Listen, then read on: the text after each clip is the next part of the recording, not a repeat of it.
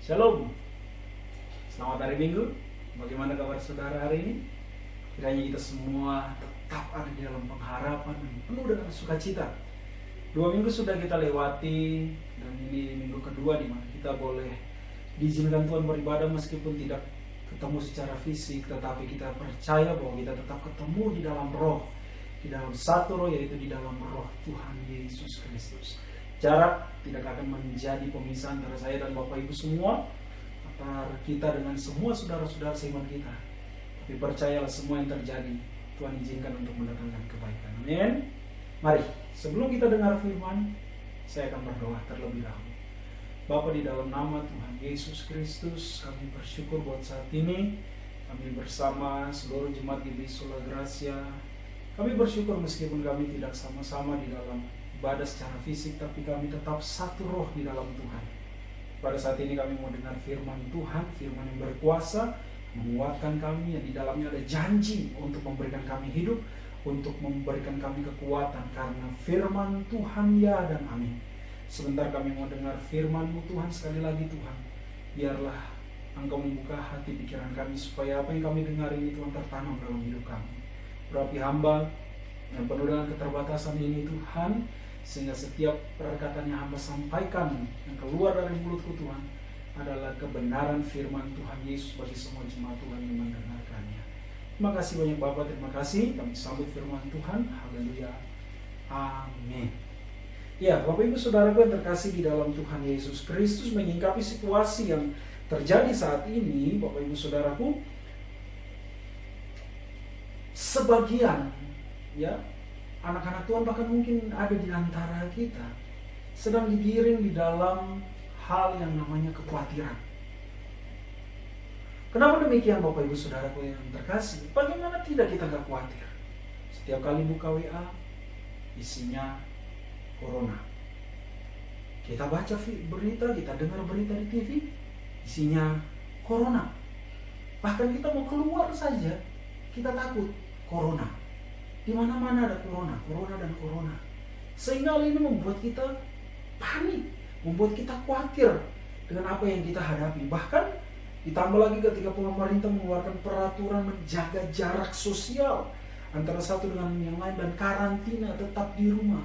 Itu seakan-akan membuat kita itu terkungkung, akhirnya membuat pikiran kita itu menjadi panik, dan yang terjadi banyak orang yang akhirnya membeli barang sebesar-besarnya karena berpikir nanti udah gak ada barang lagi, ya. Sedangkan orang yang mungkin terbatas, mereka berpikir, ya ampun, kalau semua sudah dibeli, bagaimana dengan kami? Apa yang akan kami makan untuk hari esok?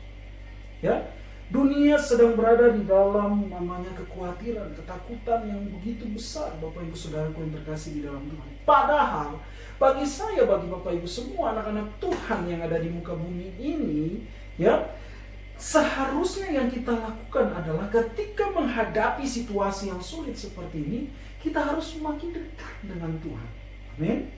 Kita harus semakin mencari wajah Tuhan, bergantung penuh kepada Tuhan. Ketika situasi tidak memberikan kepada kita kepastian, saya mau katakan hanya Yesus yang memberikan kepada kita kepastian. Bapak Ibu Saudaraku yang terkasih di dalam Tuhan, dengan adanya wabah virus corona atau biasanya disebut COVID-19 atau COVID-19 ini Bapak Ibu, maka uang kita gak ada artinya, jabatan kita tidak ada artinya, teman-teman kita tidak ada artinya. Gak ada yang bisa memberikan jaminan bagi kita, gak ada yang bisa memberikan jaminan keamanan bagi kita. Ya, saya dengar ada beberapa kesaksian dari anak-anak Tuhan.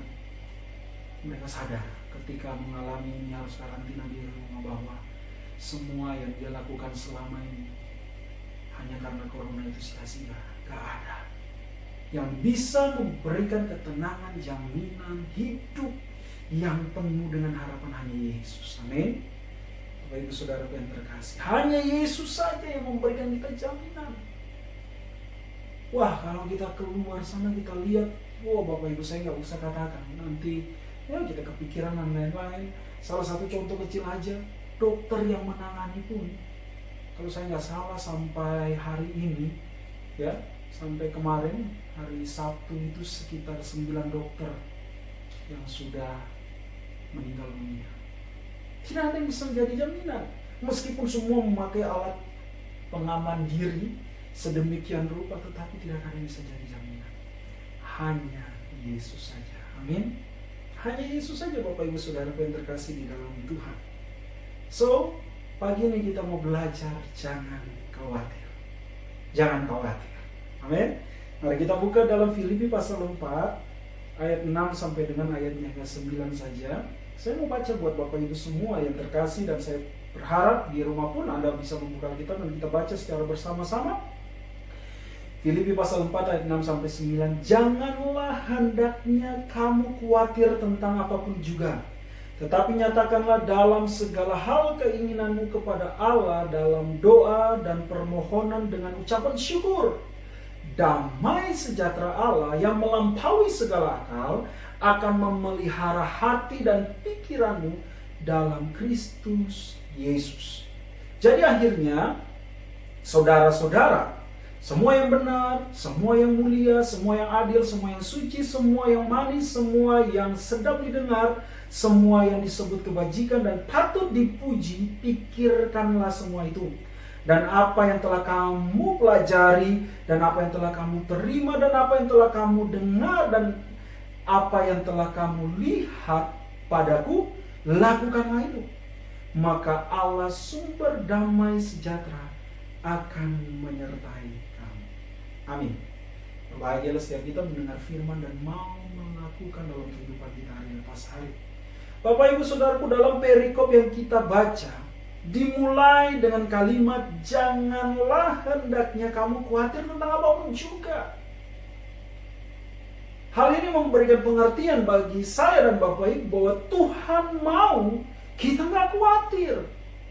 Tuhan mau kita nggak cemas. Tuhan mau kita nggak takut. Kenapa demikian Bapak Ibu Saudaraku yang terkasih? Kekhawatiran tidak akan memperbaiki keadaan. Sebaliknya, kekhawatiran akan memperburuk keadaan. Sekali lagi saya ulangi, kekhawatiran dalam diri kita tidak akan pernah memperbaiki keadaan. Sebaliknya, kekhawatiran dalam diri kita akan semakin memperburuk keadaan. Bapak Ibu Saudaraku yang terkasih di dalam Tuhan, seringkali saya sampaikan dalam khotbah ketika para ilmuwan, ahli-ahli kesehatan menyelidiki anatomi tubuh, ya, di dalam tubuh kita ada satu hormon yang tidak baik, namanya hormon kortisol. Ketika hormon ini sebenarnya hormon penyeimbang, ketika dalam kadar dan sesuai dengan apa yang harus tubuh keluarkan, ya. Kalau hormon ini berlebihan, maka akan timbul banyak penyakit, darah tinggi, stres, kanker, dan lain-lain. Nah, hormon ini akan semakin banyak Bapak Ibu keluar dari tubuh kita ketika apa? Kita memiliki rasa cemas yang berlebihan. Kita memiliki kekhawatiran yang berlebihan. Oleh karena itu Alkitab nyata dan ya serta amin mengatakan seperti ini, bahwa hati yang gembira adalah obat yang manjur. Ada salah satu hormon, saya lupa namanya juga. Hormon itu adalah, orang bilang kalau bahasa medis katanya hormon kebahagiaan. Nah, hormon ini yang bisa menekan, ya, hormon kortisol itu, serta menumbuhkan imun di dalam diri kita untuk mempertahankan tubuh kita dari serangan kuman, virus, sakit, penyakit. Oleh karena itu, sekali lagi, bahwa kekhawatiran dalam dirimu tidak akan pernah memperbaiki keadaanmu. Sebaliknya, kekhawatiran akan memperburuk keadaanmu. Oleh karena itu, 1 Petrus pasal 5 ayat 7 jelas sekali mengatakan kepada kita bahwa serahkanlah kekhawatiranmu kepada Tuhan, karena Dia yang memelihara hidupmu. Karena Tuhan tahu kekhawatiran itu tidak baik dalam diri kita, maka Tuhan bilang serahkan itu buat aku. Kayu salib, Yesus menanggung semua kelemahan kita. Yesus menanggung sakit penyakit kita. Yesus menanggung semua yang menjadi penghalang dalam tubuh kita untuk kita maju di dalam Tuhan. Yang buruk-buruk, Yesus tanggung semuanya itu. Dengan apa? Dia menggantikan kepada kita, memberikan kita hidup. Oleh karena itu kita tukar, kasih buat Tuhan hal yang baik-baik. Tuhan bilang kasih. Serahkanlah kekhawatiranmu kepada Tuhan.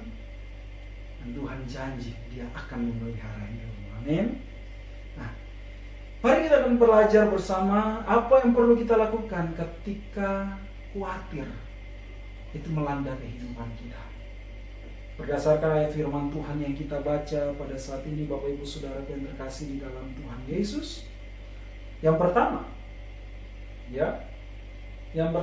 di dalam ayatnya yang ke-6, janganlah hendaknya kamu khawatir tentang apapun juga, tetapi nyatakanlah dalam segala hal keinginanmu kepada Allah dalam doa dan permohonan dengan ucapan syukur. Yang pertama yang perlu kita lakukan ketika kekhawatiran itu melanda hidup kita, nyatakanlah segala keinginan kita di dalam doa dan ucapan syukur.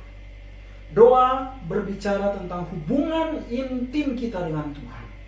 Saat kita berdoa, mujizat pasti terjadi. Amin. Doa adalah komunikasi kita dengan Tuhan. Saat yang lain tidak memberi kepastian, maka doa adalah jalan kita bertemu dengan Yesus yang memberikan kepastian. Selain itu, Bapak Ibu Saudaraku yang terkasih, senantiasa mengucap syukur.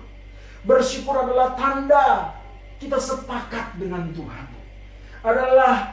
Bersyukur adalah bagaimana kita katakan, ya Tuhan, jadilah kehendak-Mu dalam kehidupan. Bersyukur untuk semua yang terjadi dan Tuhan izinkan, bahkan semua yang sedang kita alami saat ini, Bapak Ibu Saudara. Bersyukur. Ya, khawatir itu gak baik dalam hidup kita. Tapi mari nyatakanlah segala keinginan kita di dalam doa dan permohonan serta ucapan syukur bagi Tuhan. Ingat, apapun yang terjadi, Roma 8 ayat 28 mengatakan Allah turut bekerja dalam segala sesuatu untuk mendatangkan kebaikan bagi Bapak Ibu, Saudara semua, dan juga bagi saya. Amin. Jadi kalau kekhawatiran itu melanda hidupmu, Bapak Ibu Saudara yang terkasih, sekali lagi, yang pertama, nyatakanlah segala keinginan kita di dalam doa dan permohonan serta dalam ucapan syukur. Ini akan menjadi kekuatan kita. Nyatakanlah itu. Ya. Di dalam Yohanes pasal 15 dikatakan di situ bahwa jika kau tinggal di dalam aku dan firman-Ku tinggal dalam kamu, minta apa saja yang kamu kehendaki, kamu akan menerimanya. Dalam hal ini Bapa dipermuliakan. Tuhan memberikan jaminan, minta apa saja. Dalam kita khawatir, takut ketularan virus dan lain-lain, takut sebentar lagi mungkin mau karantina wilayah dan lain-lain, nanti bahan makanan, nyatakan itu Tuhan, berdoa. Tolong saya khawatir, saya nggak bisa makan dengan keluarga, saya khawatir nggak bisa bayar cicilan, saya khawatir, nyatakan itu dalam doa. Dan bersyukur begini, terima kasih hari ini saya masih bisa menyembah Engkau Tuhan. Terima kasih saya masih bisa menghirup napas udara. Terima kasih buat semua yang terjadi, bahwa Tuhan turut bekerja di dalamnya untuk mendatangkan kebaikan bagi saya. Mari, lakukan itu. Kita pasti akan kuat. Yang kedua, Bapak Ibu Saudaraku yang terkasih di dalam Tuhan, dalam ayat 7 dan ayatnya yang ke-8, dikatakan seperti ini. Damai sejahtera Allah yang melampaui segala akal akan memelihara hati dan pikiranmu dalam Kristus Yesus. Jadi akhirnya saudara-saudara, semua yang benar, semua yang mulia, semua yang adil, semua yang suci, semua yang manis, semua yang sedap didengar, semua yang disebut kebajikan dan patut dipuji, pikirkanlah semuanya itu. Yang kedua, Bapak Ibu Saudara, ketika khawatir itu melanda hidup kita, kekhawatiran itu datang, mari arahkanlah segala pikiran kita kepada Tuhan. Saudara-saudara yang terkasih, pikiran kita merupakan musuh terbesar dalam hidup kita. Mengapa? Karena apa yang kita pikirkan itu akan mempengaruhi langkah kita ke depan. Amin. Seorang filsafat tua bernama Descartes. Saya dulu senang pahamnya seperti ini. Aku berpikir maka aku ada. Kalau aku berpikir aku sakit, aku sakit. Aku berpikir sehat, aku sehat. Aku berpikir aku kaya, aku kaya. Aku berpikir aku miskin, aku miskin. Ya, kurang lebih seperti itu. Ya. Nah, apa yang kita takutkan, apa yang kita pikirkan di dalam diri kita, itu yang pasti akan terjadi. Bapak Ibu Saudara yang terkasih di dalam Tuhan. Kalau pikiran kita isinya cuma WA, berita. kabar-kabar di luar sana yang menakutkan tentang corona, bagaimana cara penularannya begitu cepat dan lain-lain, maka kita akan senantiasa khawatir dalam hidup kita. Tetapi Bapak Ibu Saudara yang terkasih, kalau arah pikiran kita kepada Tuhan, maka kita ini akan terjaga. Pikiran kita akan terjaga. Kita akan senantiasa berpikir tentang yang namanya kekudusan. Kita akan berpikir tentang kemuliaan. Kita akan berpikir tentang apa yang namanya Tuhan berkenan bagi kita.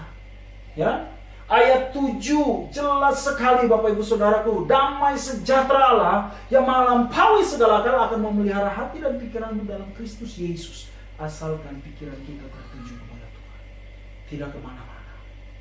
Ya, kalau hidup ini terarah kepada kekudusan, kemuliaan, dan perkenanan Tuhan, maka kita pasti diberkati. Jangan harap kita akan diberkati kalau pikiran kita ini hanya isinya dosa, ketakutan, kekhawatiran, kecemasan. Jangan pernah berpikir kita akan diberkati. Saya beri kesaksian sedikit Bapak Ibu Saudaraku untuk kemuliaan Tuhan. Kalau Tuhan yang saya sembah dengan seisi keluarga saya sama dengan Bapak Ibu, Dia pun sanggup melakukan mujizat dalam hidupnya. Kurang lebih hampir 2 minggu ini kita mengalami karantina. Secara manusia saya berpikir, saya nggak ada pekerjaan, saya nggak punya penghasilan dari mana-mana. Tapi satu hal, saya tetap menjaga kekudusan pikiran saya. Saya tetap berpikir tentang kemuliaan Tuhan.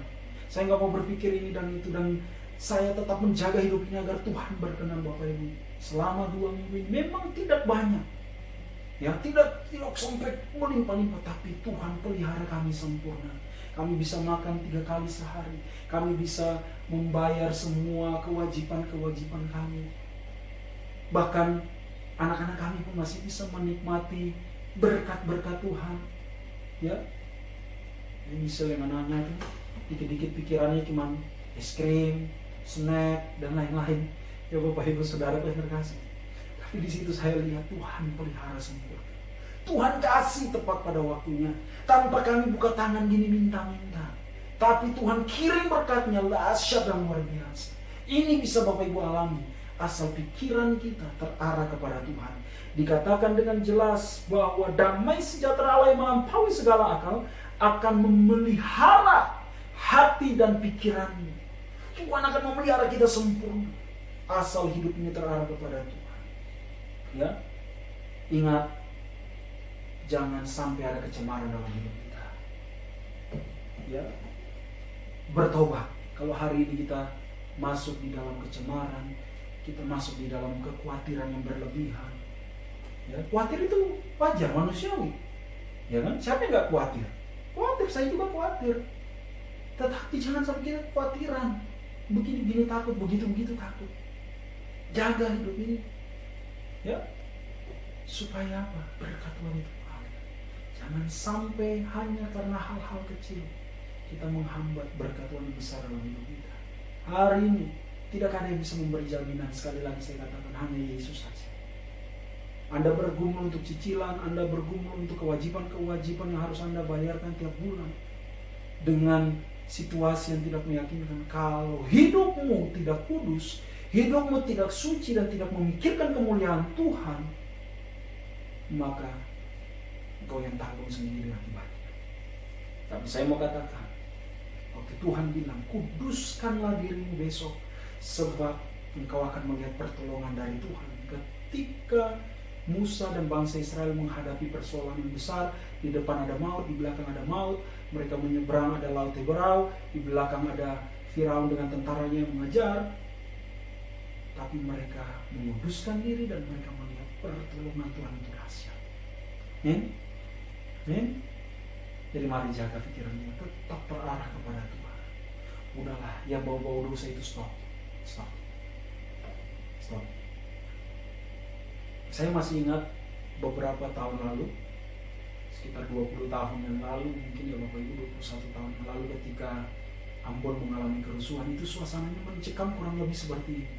Dan ada satu yang beredar di tengah-tengah masyarakat, kalau berdosa pasti ketembak mati. Jadi katanya itu, peluru itu punya mata, dia bisa bedakan ini orang benar dan ini orang berdosa. Dan itu memang terjadi. Ketika ada orang berdosa, peluru itu tembak orang. Itu bayangkan, Ada ibu-ibu cari kutu, Bapak Ibu. Saudaraku, cari kutu, itu kena peluru nyasar, nggak tahu datang dari mana, mati. Ya kan? Nah itu berita yang beredar di masyarakat. Tapi saya percaya perlindungan Tuhan sempurna. Ingat, corona itu tidak mengenal ras, ya, tidak mengenal sukumu apa, tidak mengenal agamamu apa, jabatanmu siapa. Tapi dia mengenal. Ketika ada orang yang takut akan Tuhan, dia akan menghindar, belok. Harusnya dia sudah lurus nih, udah siap-siap nih. Tapi karena kita hidup kudus, kita tinggal di dalam Tuhan, jaga pikirannya tetap terarah pada Tuhan, dia belok. Yes. Amin. Ini harus menjadi kekuatan kita.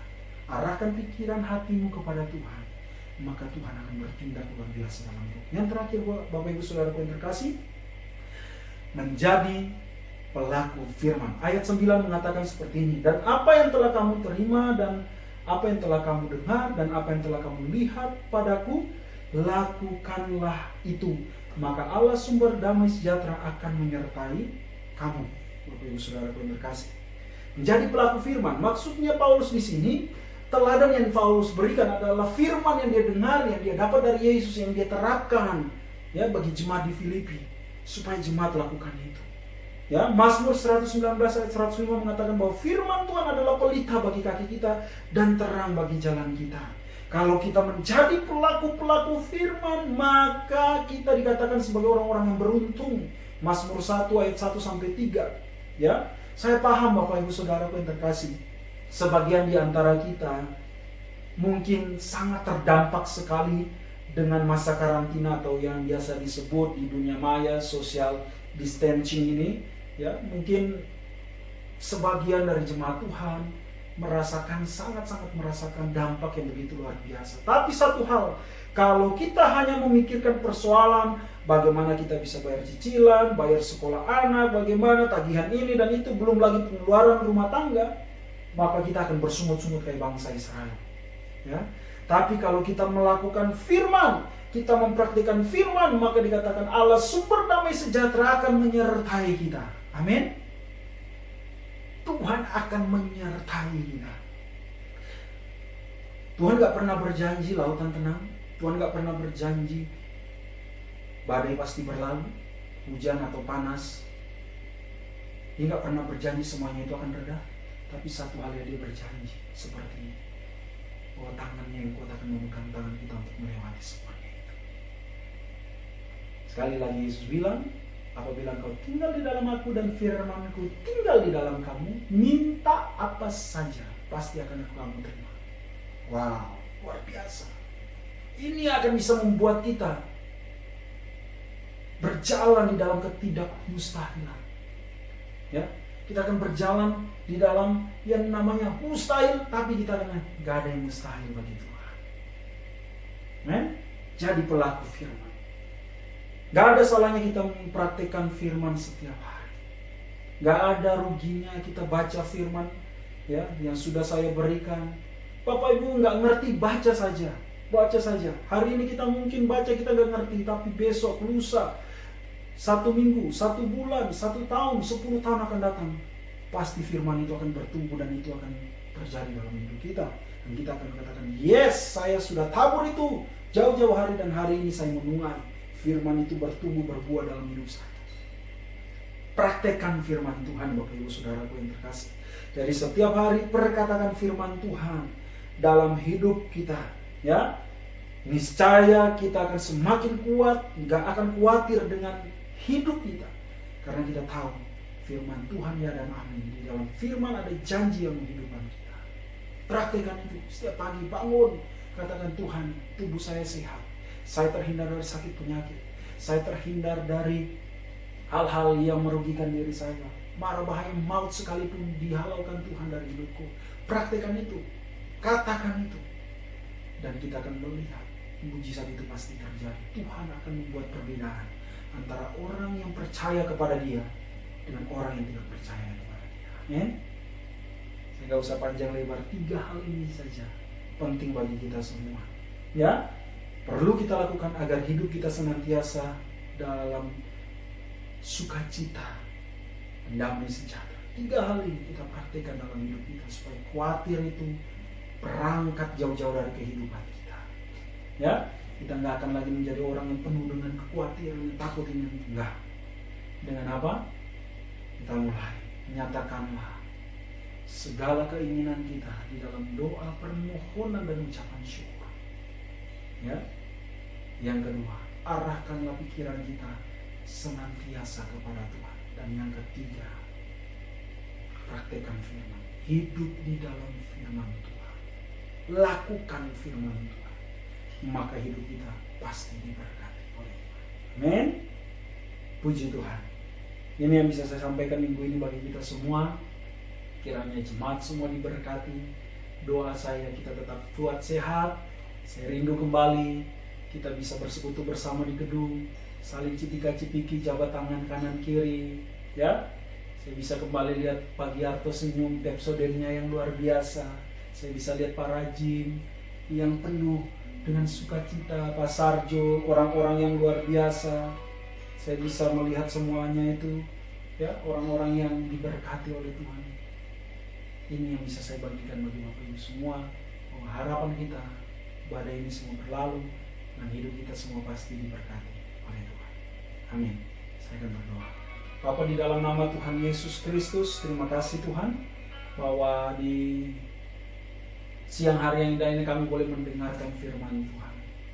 Tolong kami supaya kami tidak khawatir Tuhan. Sekali lagi Tuhan, langkah kehidupan kami serahkan ke dalam tangan Tuhan. Dengan situasi yang tidak baik selama ini Tuhan Yesus yang boleh kami hadapi Tuhan.